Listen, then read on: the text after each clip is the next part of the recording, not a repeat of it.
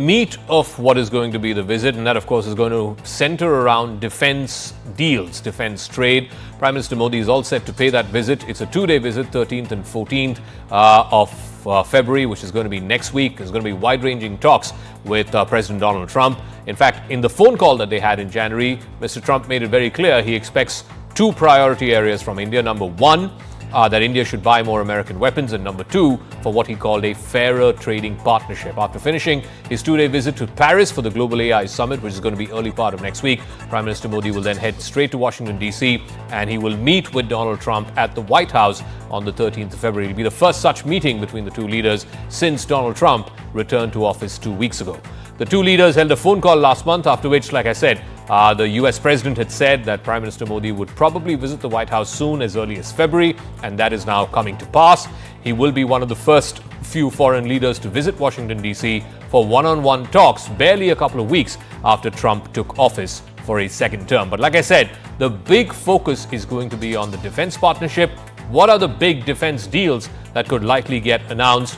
What is on India's defense shopping list? Here's a deep dive.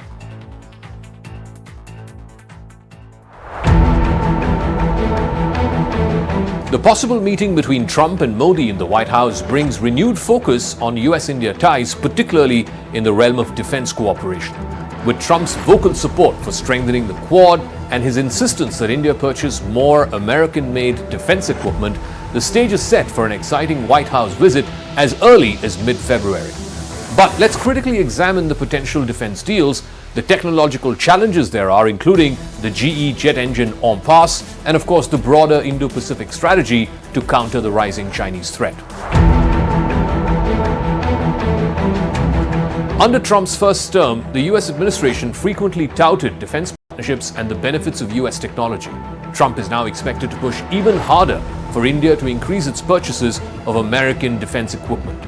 One likely area of expansion is in advanced fighter jet technology.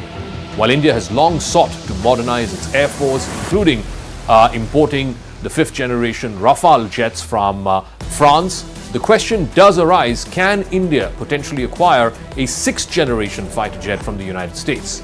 At present, America is in the early stages of developing a sixth-generation fighter. These platforms are envisioned to feature ultra-stealth capabilities, advanced sensor fusions, hypersonic speeds, and artificial intelligence-driven systems. However, right now, no sixth-generation fighter is available yet, either for production or for export.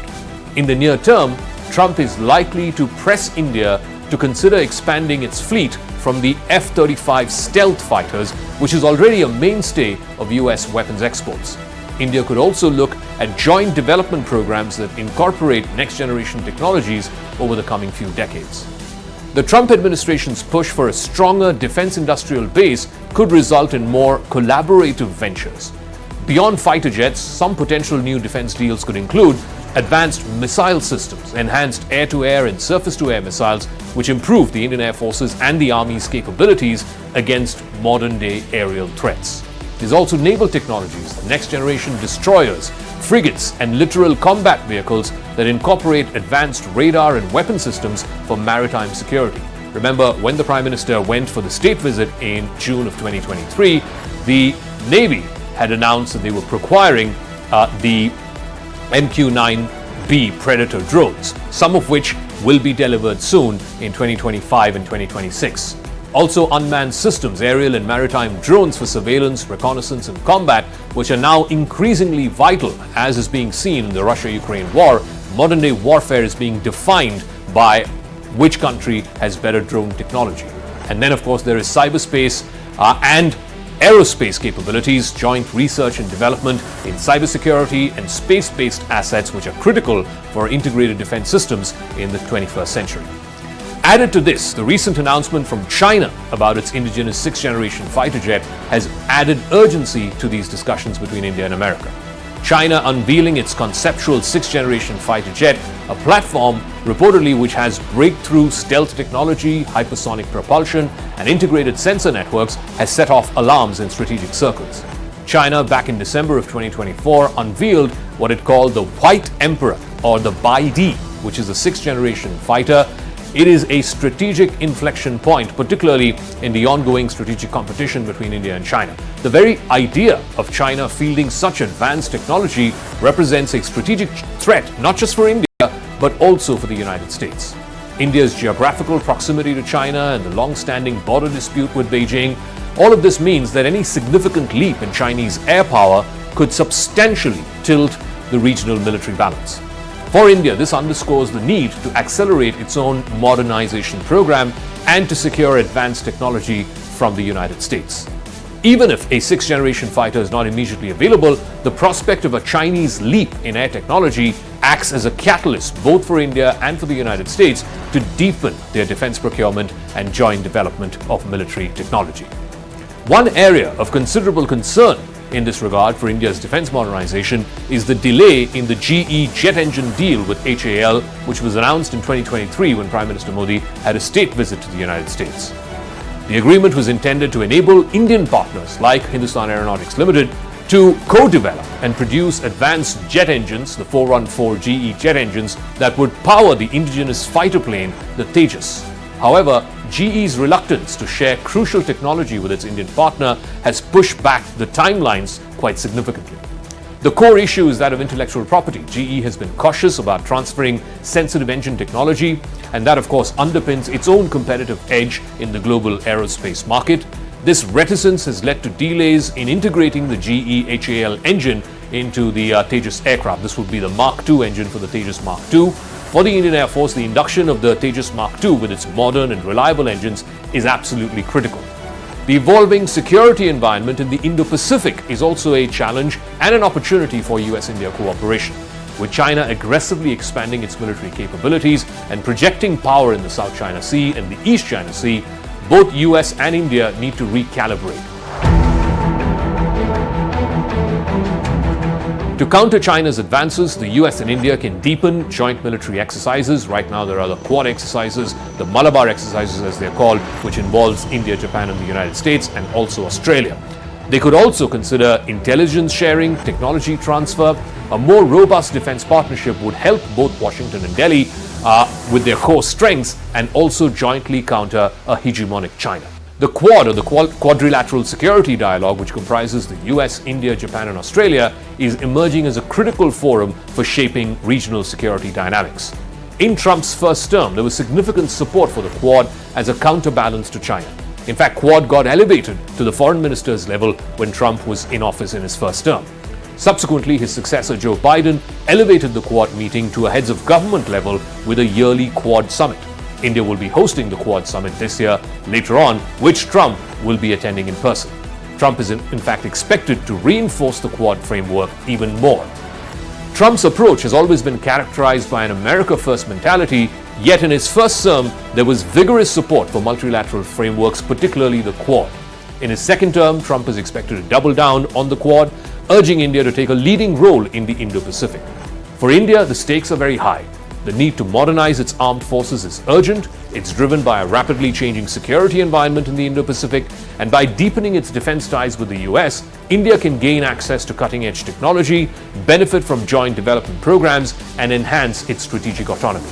However, this partnership must also navigate sensitive issues like technology transfer and indigenous military capability. Clearly, the two priority areas, as Trump has identified after his phone call with Prime Minister Modi last week, was one, he expects India to buy more defense equipment from the United States, and two, what he calls a fairer trade relationship. I want to deal with the defense part. Do you expect some big-ticket defense purchases when the Prime Minister visits the White House next week? Trump has always meant business. If you look at his first term, he persuaded India to ramp up imports of American oil and petroleum products.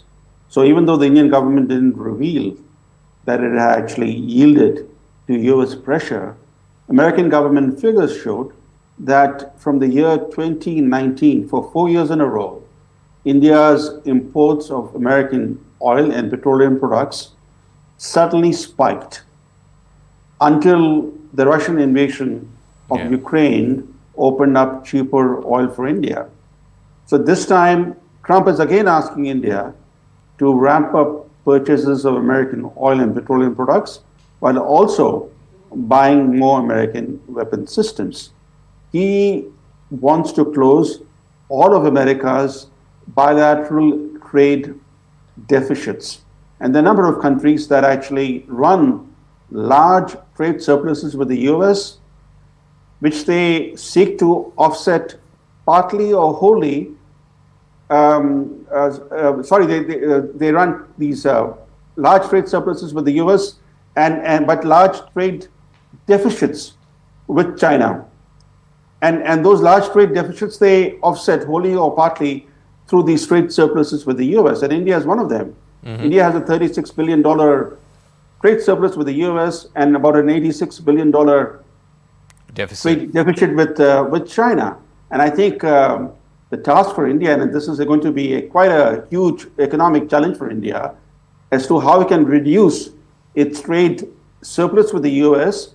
And this might actually entail India increasing tariffs on imports from China, because that's the only option. India has been allowing China to flood its market with cheap goods, with goods of oil, with goods that actually can be produced in India. And maybe the Trump administration pressure could finally make India try to balance its trade relationship with China. But I want to come back to, and this is my final question, on the defense relationship. Trump sees it as a transactional buyer-seller relationship. India, on the other hand, and we've seen this in the GE-HAL jet engine deal, we're seeing that in some of the other deals as well, where India is prioritizing A, technology transfer, and B, also joint development or joint collaboration to make in India some parts of these weapon systems. Do you think India will be able to convince Trump to do some of that? Zaka, diplomacy intrinsically is in part transactional. That is the reason why, under Joe Biden, despite the new strains in US-India relations, India a few months ago unveiled this $3.5 billion drone deal. Now, the relationship with the US is the most important relationship for India. It is critical to India's economic and military security, to its access to technology and capital, and to its international image. India will buy more American weapon systems, and it has bought billions of dollars worth of American weapon systems in the last decade alone. But the Americans are reluctant to transfer technology, and this is the reason why major increases in American sales of military equipment of India are going to not be that smooth, because India wants technology transfer, and this is critical to India's Make in India initiative. All right, Professor Brahmachalani, we'll leave it at that. Thank you very much for joining us. It's going to be a fascinating trip by Prime Minister Modi to the White House, the first under Trump 2.0, and lots to talk about. Thank you very much for joining us.